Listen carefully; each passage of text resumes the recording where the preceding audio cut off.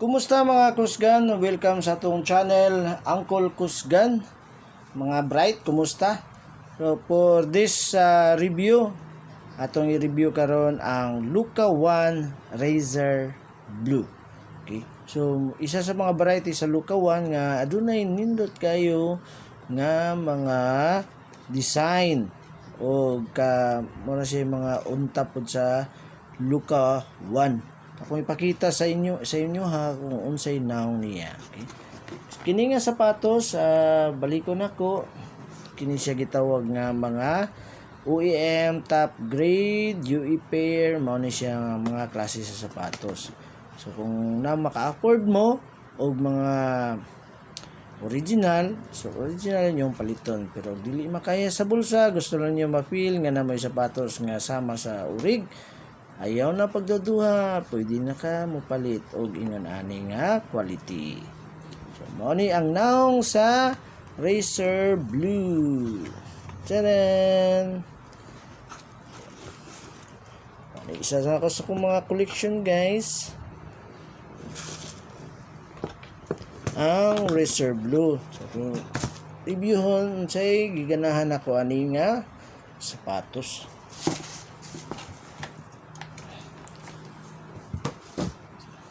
So kini nga sapatos pareha sa Dallas nga color no, blue og nay pagka yellow green. So diri ta magsugod siyang kilid. Na siya murag wire sagol diri sa iyahang kilid no, siyang side niya. Iyang side kuan siya cloth materials nga nay sagol murag nylon, tapos naka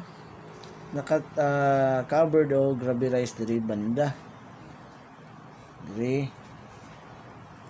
So ang iyang design niya nga mura siya og mga wire ba, ligong gyapon ni siya, guys.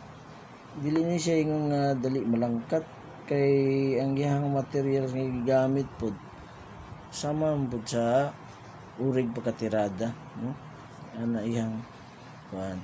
So iyang midsole mo ni makita nimo na ay logo sa Air Jordan alias kilid diri yellow green, diri na logo sa Air Jordan. Sa iyang tang logo ni Luka. Attract siya sa iyang combination kay blue niya light na pagka yellow green ang kuan combination. So na word diri non distress.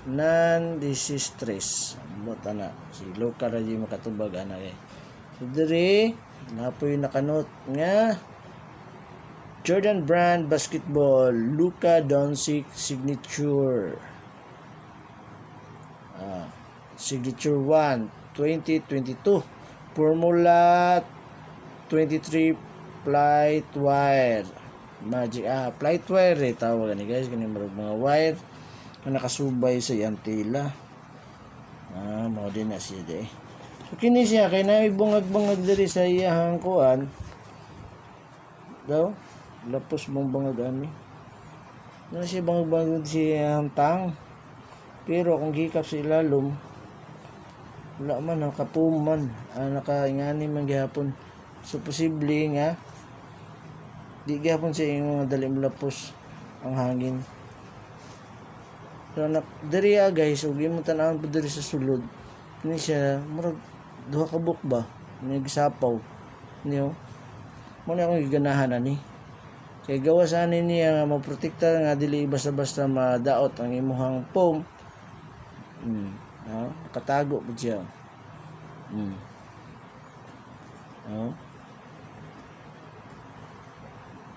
So hipos kayo imong tiil. Di po siya yung basta-basta kuan og mga mapiksan og mga makadaot dili pa dali-dali. Pamporma tibay kayo. Dili ta sa lalom para, guys. Kingani yang ilalom, guys. Perti kasaba ni. Ako naman yun yung gisuot. Perti kabanaan nga sapatos. Ang iyang spike niya, iyang spike kung may kay pagkatira ba na banana. pilit kayo tapos pwede kasaba mo ni naka isa pa niya nakadag attract niya. So yaw siyang combination dari siyang logo nga blue pa jud siya sa mo naka-attract dari si lalom mga anak ka no. Mo ni siya ang Luka 1 Doncic.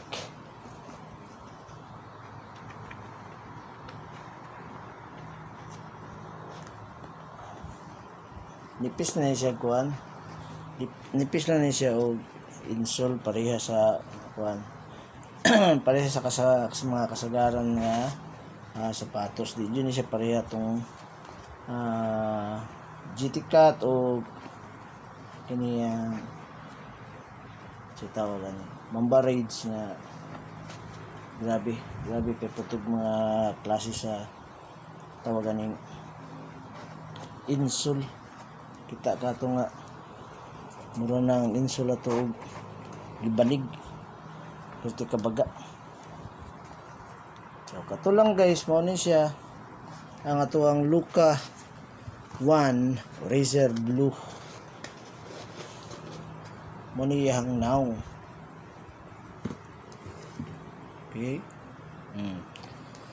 So kung naganahan mo sa to ang review sa itong content, paki-like and subscribe sa to ang channel Uncle Kusgan. Ug kato lang guys, daghang salamat sa inyong pagtanaw.